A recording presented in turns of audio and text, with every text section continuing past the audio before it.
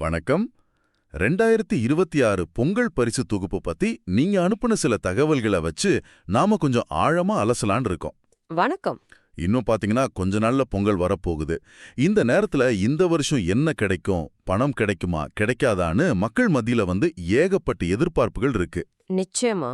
நீங்க அனுப்புன அந்த யூடியூப் வீடியோ குறிப்புகளை நான் பார்த்தேன். அதுல இருந்து ஒரு 3 முக்கியமான கேள்விகளுக்கு நாம விடை தேடலான்னு தோணுச்சு. சொல்லுங்க. ஒன்னு, இந்த வருஷம் பரிசு தொகுப்புல என்னதான் இருக்கும்? ரெண்டாவது, எல்லாரும் எதிர்பார்க்கிற மாதிரி ரொட்ட பணம் உண்டா இல்லையா? ஆமா, இதுதான் முக்கியமான கேள்வி. இருந்தா எவ்வளவு கொடுப்பாங்க? அப்புறம் மூணாவது, இது எப்போ எப்படி நம்ம கைக்கு வந்து சேரும்? வாங்க இத பத்தி கொஞ்சம் விரிவாக பேசலாம். கண்டிப்பா. இது மேலோட்டமா பாக்குறதுக்கு ஒரு பண்டிகை பரிசு மாதிரி தெரியலாம். ஆனா இதுக்குள்ள பல வருஷ பாரம்பரியம் இருக்கு. ஆமா. அப்புறம் வரப்போற தேர்தலை மையமா வச்ச சில அரசியல் கணக்குகள், அப்புறம் மாநிலத்தோட நிதி நிலைமைன்னு பல விஷயங்கள் இதுக்குள்ள பின்னி பிணைஞ்சிருக்கு. ஓஹோ. சொல்லப்போனா நம்ம கலாச்சாரம், அரசியல், பொருளாதாரம் 3 சந்திக்கிற ஒரு ரொம்ப சுவாரஸ்யமான புள்ளி இது. சரி, அப்ப முதல்ல இந்த பொங்கல் பரிசுங்கிற பழக்கம் எப்படி ஆரம்பிச்சதுன்னு பாத்துடலாமா? பார்க்கலாம். வழக்கமா எல்லா அரிசி ரேஷன் கார்டு வச்சிருக்கிறவங்களுக்கும் பொங்கல் வைக்க தேவையான பச்சரிசி, சக்கரை, கூடவே கரும்பு. ஆமா, கூடவே ஒரு முழு கரும்பு கொடுப்பாங்க. இது பல வருஷமா நடந்துட்டு வர ஒரு வழக்கம் தானே?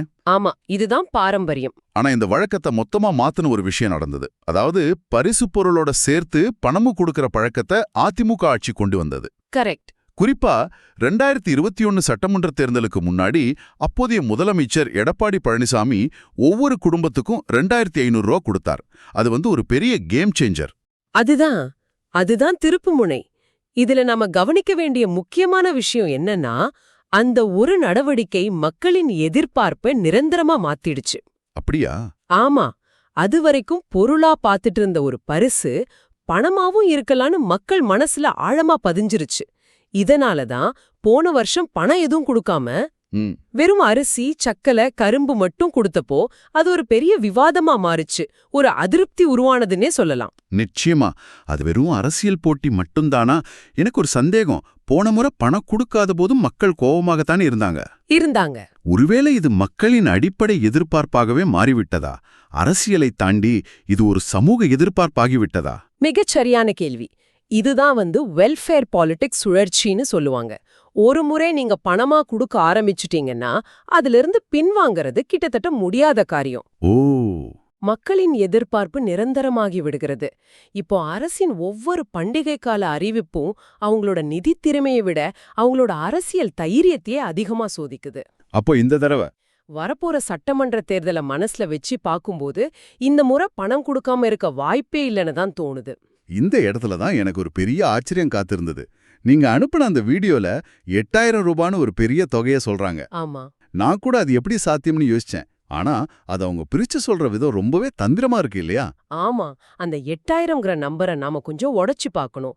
அது பொங்கல் பரிசுக்காக நேரடியா 8000 ரூபாய் இல்ல.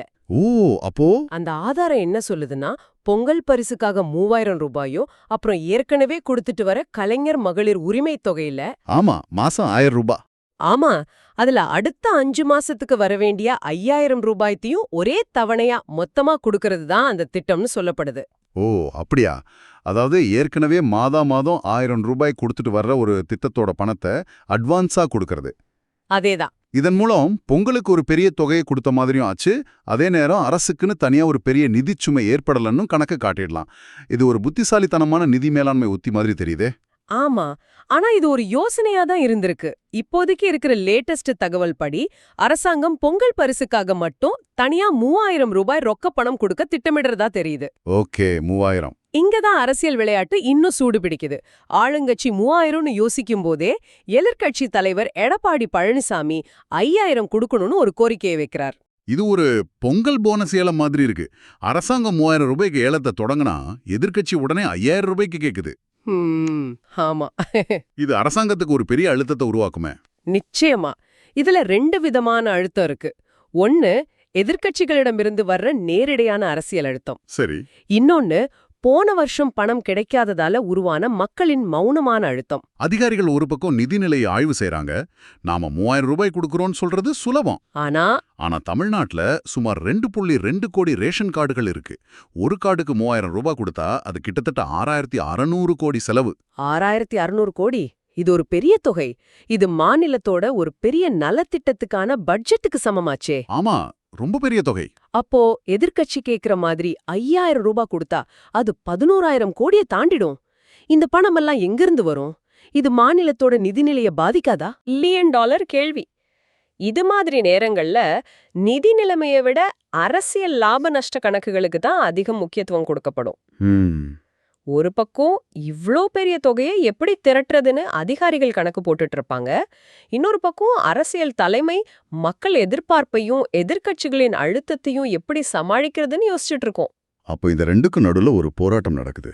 ஆமா, இந்த ரெண்டுக்கும் நடுவுல ஒரு சமநிலையை கண்டுபிடிக்கிறது தான் இப்ப அரசாங்கத்துக்கு முன்னாடி இருக்கிற மிகப்பெரிய சவால். இது அரசியல், பொருளாதாரம் எல்லாம் ஒரு பக்கம் இருக்கட்டும்.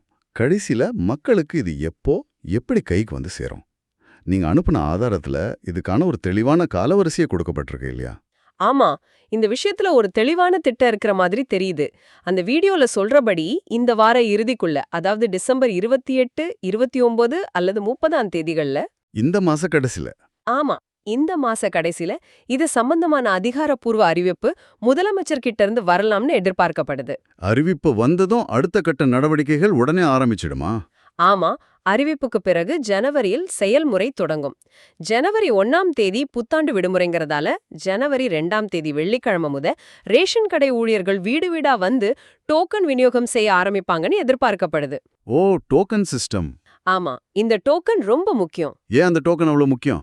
ஏன்னா அந்த டோக்கன்ல தான் நீங்க எந்த தேதியில எந்த நேரத்துல ரேஷன் கடைக்கு வந்து உங்க பரிசு தொகுப்பை வாங்கிக்கணும்னு தெளிவா குறிப்பிட்டிருப்பாங்க. ஓ, அப்ப கூட்டத்தை குறைக்கவா?